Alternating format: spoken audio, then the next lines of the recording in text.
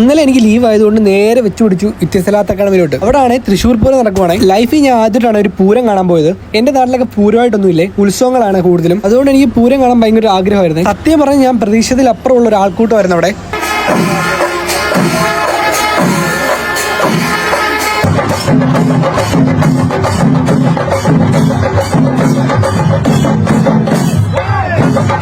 നമ്മുടെ മലയാളികളുടെ എല്ലാം പ്രിയപ്പെട്ട നടൻ ജയറാമേട്ടനെ കൊണ്ടായിരുന്നു അവിടെ. ദുബായ് ആണെങ്കിൽ നമുക്കൊരു കേരളത്തിന്റെ ഒരു ഫീലിംഗ്സ് ആണ് അവിടെ കിട്ടിയത്. രക്ഷയില്ലാത്ത വൈബായിരുന്നു അവിടെ നിന്നപ്പോൾ തന്നെ.